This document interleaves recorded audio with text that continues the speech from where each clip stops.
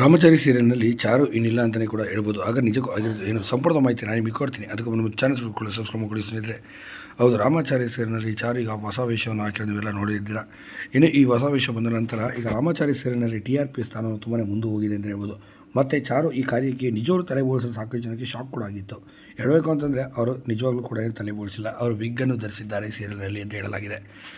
ಹೌದು, ಈಗ ಅವರೇ ಕೂಡ ಅದನ್ನು ಸೋಷಿಯಲ್ ಮೀಡಿಯಾದ ಖಾತೆಯಲ್ಲೂ ಕೂಡ ಹೇಳ್ಕೊಂಡಿದ್ದಾರೆ. ನಾನು ವಿಗ್ಗನ್ ಧರಿಸಿ ಆ ಪಾತ್ರವನ್ನು ಮಾಡ್ತಿದ್ದೇನೆ, ನನಗೆ ಈ ಪಾತ್ರದ ಮೇಲೆ ಸಾಕಷ್ಟು ನಂಬಿಕೆ ಮತ್ತು ಗೌರವವನ್ನು ಕೂಡ ಇದೆ ಅಂತ ಕೂಡ ಹೇಳ್ಕೊಂಡಿದ್ರು. ಈಗ ಅದರಂತೆ ಮತ್ತೊಂದು ಆಘಾತದ ಸುದ್ದಿಯೊಂದು ಬಂದಿದೆ. ಹೌದು, ಚಾರು ಅವರಿಗೆ ಈಗ ದೊಡ್ಡ ಒಂದು ಸಿನಿಮಾದಲ್ಲಿ ನಾಯಕಿಯಾಗಿ ಅದು ದೊಡ್ಡ ನಾಯಕನ ಜೊತೆ ಈಗ ಪಾತ್ರವನ್ನು ಸಿಕ್ಕಿದೆ. ಅದಕ್ಕೆ ನಾನು ಆ ಸಿನಿಮಾಗೆ ಹೋಗಲೇಬೇಕಾಗಿದೆ ಮತ್ತು ಆ ಸಿನಿಮಾದಲ್ಲಿ ಫಾರಿನ್ ಶೂಟಿಂಗ್ ತುಂಬಾ ಇದೆ. ಇದೇ ಕಾರಣಕ್ಕಾಗಿ ಈ ಸೆಲ್ಲಿಂದ ನಾನು ಹೊರಬರ್ತಿದ್ದೇನೆ. ಹಾಗೆ ನನ್ನ ಜಾಗಕ್ಕೆ ಬೇರೊಬ್ಬರು ನಟಿ ಬರಲಿದ್ದಾರೆ. ಅವರಿಗೂ ಕೂಡ ನನ್ನ ಮೇಲೆ ಕೊಟ್ಟಂಥ ಪ್ರೀತಿ ವಿಶ್ವಾಸವನ್ನು ನೀವು ಕೊಡಬೇಕು ಅಂತಲೂ ಕೂಡ ಮನವಿ ಮಾಡಿದ್ದಾರೆ. ಸದ್ಯ ಈ ಮೂಲಕ ಚಾರು ಅವರು ರಾಮಚಾರಿ ಸೀರಿಯಲ್ನಲ್ಲಿ ಇನ್ನಿಲ್ಲವಾಗಲಿದ್ದಾರೆ. ಸದ್ಯ ಇವರ ಪಾತ್ರಕ್ಕೆ ಈಗ ಬೇರೊಬ್ಬರು ಖ್ಯಾತ ನಟಿಯವರು ಬರಲಿದ್ದಾರೆ.